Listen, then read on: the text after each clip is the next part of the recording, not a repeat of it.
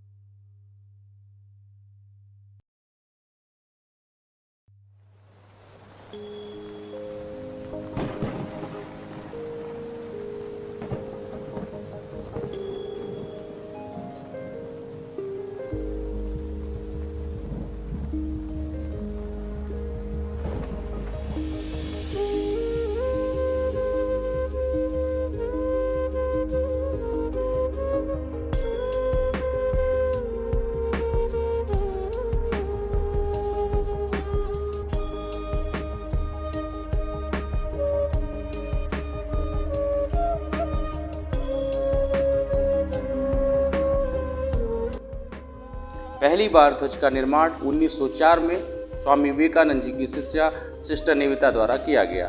उन्होंने इस ध्वज में लाल एवं पीले रंग का उपयोग किया, साथ ही इसके मध्य में एक वज्र का चिन्ह दर्शाया जो कि बौद्ध धर्म से प्रेरित था, एवं किनारों पर 101 प्रज्वलित दीपों की श्रृंखला भी प्रदर्शित की।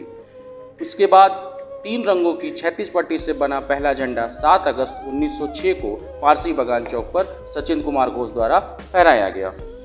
इस झंडे में 3 हरे, पीले और लाल रंग की पट्टियाँ थीं। इसमें सबसे ऊपर की हरे रंग वाली पट्टी में 8 कमल के फूल थे जिनका रंग सफ़ेद था। बीच की पीली पट्टी में नीले रंग से वंदे मातरम लिखा हुआ था। इसके अलावा सबसे नीचे वाली लाल रंग की पट्टी में सफ़ेद रंग से चाँद और सूरज चित्र अंकित किए गए थे। वहीं दूसरी ओर 1907 में फहराए इस ध्वज में ऊपर केसरिया जिसमें सब सितारे जो कि सप्त ऋषियों को प्रदर्शित करते थे, एवं मध्य में पीली पट्टी जिसमें वंदे मातरम लिखा हुआ था, और सबसे नीचे हरा रंग जिसमें एक तरफ सूरज और एक तरफ चाँद बना हुआ था। इस ध्वज को पेरिस में मैडम कामा और 1907 में उनके साथ निर्वासित किए गए कुछ क्रांतिकारियों द्वारा फहराया गया था। यह भी पहले ध्वज के समान था, सिवाय इसमें कुछ सबसे ऊपरी की पट्टी पर केवल एक कमल किंतु 7 तारे जो सप्त ऋषियों को दर्शाते हैं प्रदर्शित किए गए थे। यह ध्वज बर्लिन में हुए समाजवादी सम्मेलन में भी देखा गया था। तीसरा ध्वज 1917 में आया जब हमारे राजनीतिक संघर्ष ने एक नई निश्चित मोड़ ले लिया। डॉक्टर एनी बेसेंट और लोकमान्य तिलक ने घरेलू शासन आंदोलन के दौरान इसे फहराया। इस ध्वज में 5 लाल और 4 हरी 36 पट्टियाँ थीं। साथ ही एक ओर सप्तऋषि का अभिविन्यास किया गया था। बाईं ओर ऊपर किनारे खंभे पर यूनियन जैक बना हुआ था। एक कोने में सप्त अर्धचंद्राकार और सितारा भी प्रदर्शित था। वहीं अखिल भारतीय कांग्रेस कमेटी के सत्र के दौरान जो 1921 में विजयवाड़ा में संपन्न हुआ था, आंध्र प्रदेश के एक युग ने एक झंडा बनाया और गांधी जी को दिया। ये 2 रंगों का बना था, लाल और हरा रंग, जो कि 2 प्रमुख समुदाय हिंदू और मुस्लिम को प्रदर्शित कर रहा था।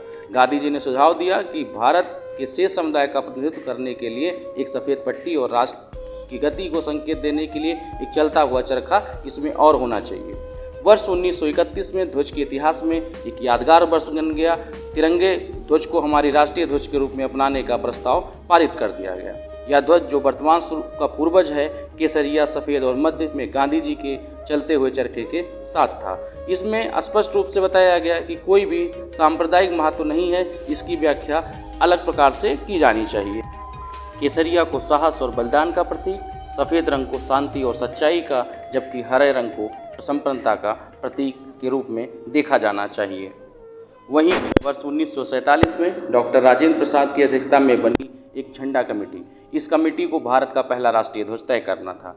कमेटी ने भारतीय नेशनल कांग्रेस के झंडे में कुछ बदलाव करके इसे राष्ट्रीय ध्वज के रूप में अपनाने की बात कही। इस तरह वर्ष 1931 में बने झंडे के बदले रूप को 22 जुलाई 1947 को अपना लिया गया। इस झंडे में चरखे की जगह अशोक चक्र ने ले ली थी, क्योंकि सम्राट अशोक ने जब पूरे भारत को एक करने की कोशिश की तो इन्होंने इस चक्र का इस्तेमाल किया था। साथ ही मौर्य साम्राज्य के स्तंभों में भी यह धर्म चक्र के रूप में देखा जाता है। साथ ही आइए जानते हैं उन कानूनों के बारे में जो झंडा को फहराने से लेके संबंधित हैं। आज़ादी के बाद राष्ट्रीय झंडा तिरंगे से जुड़े 2 कानून देश में बनाए गए थे। पहला, प्रतीक और नाम अनुचित प्रयोग की रोकथाम अधिनियम 1950। दूसरा, राष्ट्रीय सम्मान के अपमान या अनादर की रोकथाम अधिनियम 1971। किंतु 55 साल बाद इंडियन फ्लैग कोड में कुछ बदलाव किए गए। 25 जनवरी 2002 को देश की आज़ादी के 55 साल बाद इंडियन फ्लैग कोड में बदलाव किया गया। इसके जरिए इसमें 2 अहम बदलाव किए गए। पहला, अब किसी सामान्य दिन में कभी भी भारतीय राष्ट्रीय झंडे को घर, दफ्तर, फैक्ट्री पर लगाने की छूट दे दी गई। इससे पहले घरों या प्राइवेट संस्थानों में झंडा फहराने की अनुमति नहीं थी। दूसरा, फ्लैग कोड में तिरंगा झंडा के साथ किए जाने वाले किसी भी तरह के अनादर को अपराध माने जाने की बात कही गई।